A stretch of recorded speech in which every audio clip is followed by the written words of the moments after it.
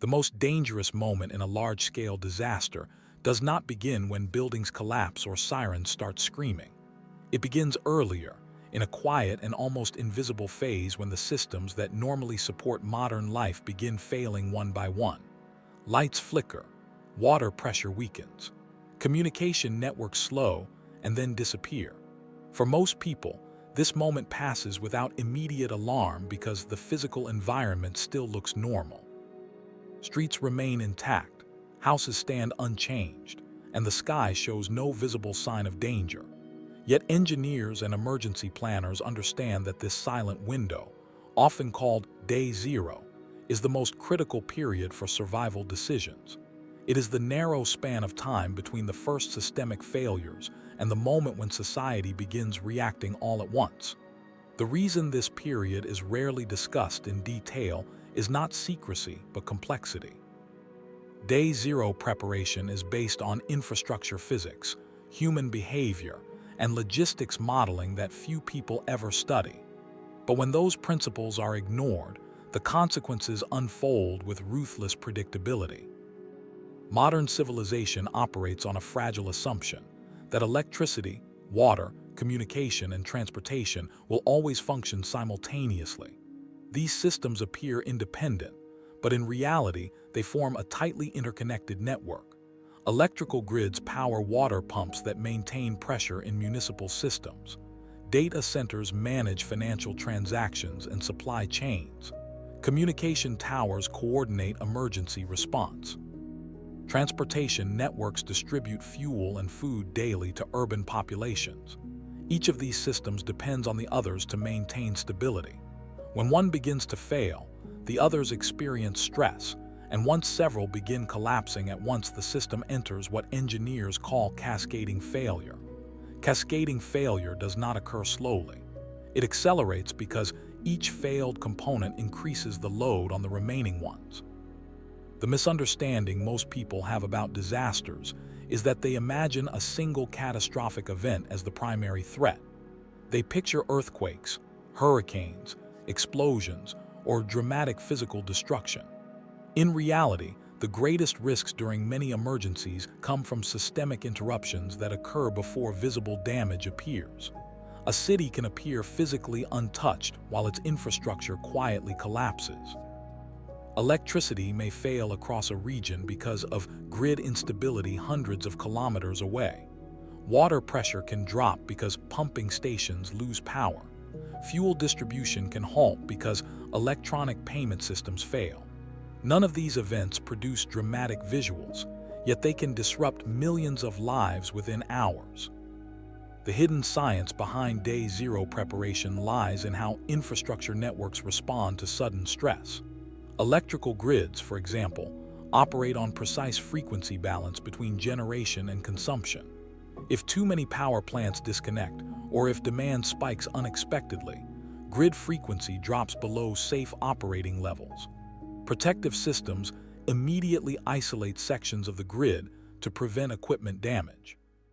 This protective isolation is essential for preventing permanent destruction of turbines and transformers, but it can also trigger large-scale outages across wide regions. Once multiple sections of the grid shut down, restarting them requires carefully staged procedures known as black start operations. During black start recovery, smaller generators restore power step by step to larger facilities until the grid stabilizes. This process can take many hours or days, depending on the extent of the outage. Evidence from real infrastructure failures reveals how rapidly cascading effects spread once power disappears. During the 2003 blackout in North America, over 50 million people lost electricity across several states and provinces. Within hours, water treatment plants began reducing operations because pumps lacked power. Fuel stations closed because electronic pumps stopped working. Traffic lights went dark across entire cities, creating congestion that trapped commuters for hours. Hospitals activated backup generators, but those generators depended on finite fuel supplies. The event demonstrated that modern cities rely on electricity not just for convenience, but for the basic circulation of daily life. From a survival perspective, day zero represents the period when the system has begun failing, but the majority of people have not yet reacted. This is a dangerous psychological window because human behavior follows predictable patterns during uncertainty. When something unusual occurs, people rarely act immediately. Instead, they enter a stage known in disaster psychology as information seeking. They check phones, talk to neighbors, or search for confirmation that the problem is serious. This behavior feels rational, but it consumes valuable time. By the time confirmation arrives, millions of people may make decisions simultaneously. This collective delay creates one of the most important but overlooked principles in emergency planning: synchronized reaction. When large populations wait for certainty before acting, their responses occur at nearly the same moment. Transportation networks suddenly fill with vehicles, grocery stores experience surges of customers, and communication networks become overloaded. The infrastructure that normally supports daily life cannot absorb this sudden surge in demand. The result is systemic congestion that worsens the crisis.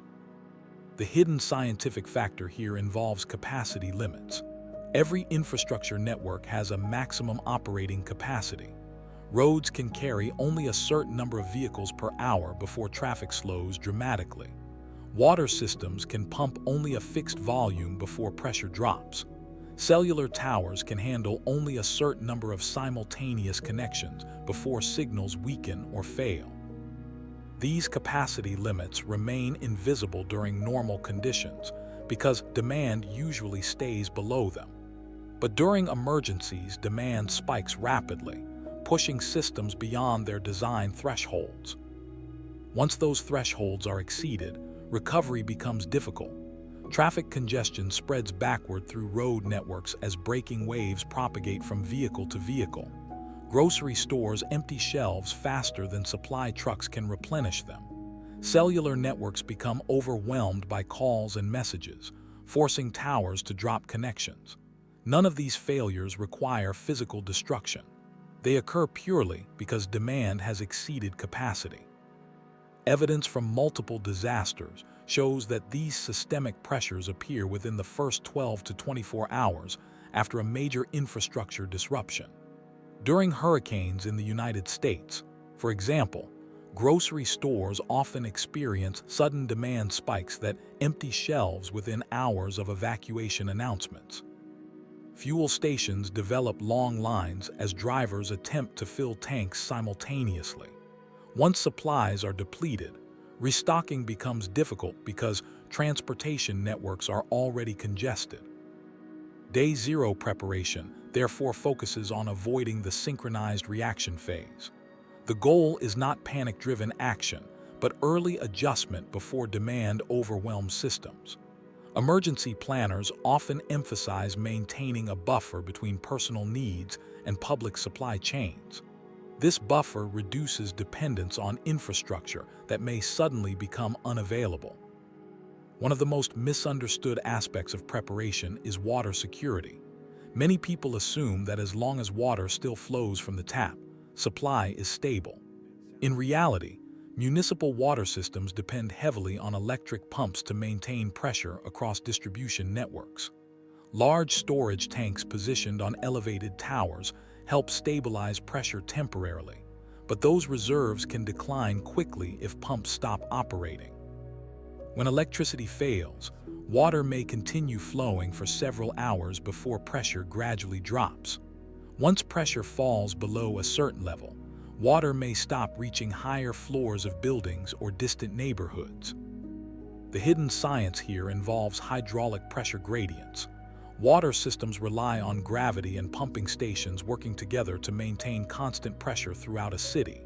When pumps stop, the system begins equalizing pressure naturally. High elevation areas lose flow first, while lower regions may continue receiving water longer. Eventually, as reservoirs drain and demand continues, the entire network weakens. Emergency management guidelines therefore emphasize storing water in advance, rather than assuming municipal systems will remain reliable. Evidence from past outages confirms how quickly water security can deteriorate. In several major blackouts around the world, municipal authorities issued boil water advisories within a day of power loss because treatment plants could not maintain full operation. Without functioning filtration and disinfection processes, water safety becomes uncertain. Even if water continues flowing, its quality may decline due to reduced treatment capacity. Food supply chains operate under similarly tight margins. Modern grocery stores typically hold only a few days of inventory because deliveries arrive continuously from regional distribution centers. These distribution networks rely on electronic inventory systems, refrigeration, and fuel-powered transportation. When electricity fails and transportation slows, restocking becomes difficult. Panic buying accelerates depletion, leaving shelves empty long before supply chains can recover. From a survival standpoint, the implication is not hoarding, but resilience against temporary disruptions. A household that can operate independently for several days places far less stress on public resources during the early stages of a crisis. This principle forms the foundation of most emergency preparedness guidelines, yet many people dismiss it because disasters seem unlikely in daily life. The escalation occurs when multiple infrastructure systems begin failing together. Power outages weaken water systems. Communication networks struggle under heavy traffic. Transportation slows as traffic signals fail. Each failure amplifies the others. Within a day, a city that appeared stable can experience shortages, congestion, and uncertainty simultaneously. Day zero is therefore not a dramatic moment, but a transitional phase when invisible stresses accumulate across infrastructure networks. Those who recognize the signs early gain time to adapt before the synchronized reaction of millions begins. And once that reaction starts, the environment changes rapidly. Stores empty, roads clog, and communication networks fade into silence. At that point, preparation shifts from anticipation to adaptation, and the choices available become far more limited. The first visible signal that day zero has arrived is often subtle: a flicker of lights, a brief outage, a sudden slowdown of internet connections. But its implications are far-reaching. At this moment, the infrastructure around you is beginning to operate in a fundamentally different mode. Electrical grids no longer maintain stable frequency. Water systems begin losing pressure, and communication networks experience overloads that prevent timely coordination. Many people underestimate how quickly these latent failures cascade into real-world consequences. What seems like a minor inconvenience is actually the initial phase of systemic collapse, and failing to recognize, it leaves almost no margin for deliberate, controlled action. Understanding day zero requires a grasp of hidden dependencies in modern systems: how electricity enables water distribution, how communication networks rely on continuous power, and how transportation depends on both fuel and traffic management systems. Each of these systems can function temporarily in isolation, but when multiple interdependent systems falter simultaneously, the result is an environment where human behavior becomes the ultimate amplifier of risk. One common misunderstanding is that survival during such crises depends primarily on external rescue or government intervention. The reality is that official response is constrained by the same systemic failures affecting civilians.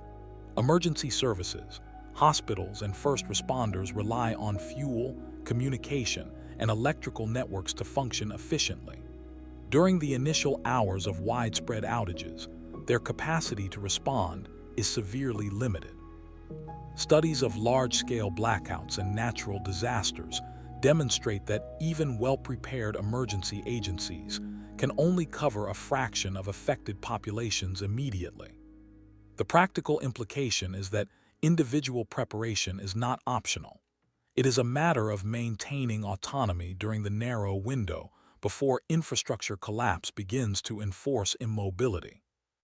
Hidden Science offers insight into why early action is essential. Transportation networks, for instance, are governed by flow dynamics similar to those found in fluid mechanics. Vehicles behave like particles moving through constrained channels, and traffic density dictates whether movement remains smooth or devolves into gridlock. Once density exceeds a critical threshold, congestion propagates backward through the network as shockwaves, halting vehicles far from the initial bottleneck. Unlike natural disasters with physical obstacles, the barriers here are invisible. A single disabled car or even the cumulative effect of too many drivers moving simultaneously can freeze movement across an entire city. Engineers term this phenomenon a phase transition in traffic flow, and its survival implications are profound. Timing, not distance, becomes the limiting factor. Leaving an area, even a few hours later, can mean the difference between fluid movement and complete immobilization. Evidence from historical events reinforces this principle. During Hurricane Rita's evacuation in 2005, Houston experienced traffic congestion unprecedented in scale. Highways became parking lots, temperatures inside vehicles soared, and fuel ran out while drivers remained trapped for hours.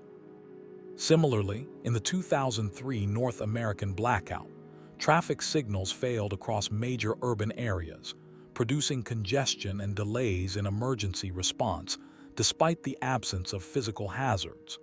In both cases, infrastructure was physically intact, yet operational failure combined with human behavior produced a near-immediate crisis.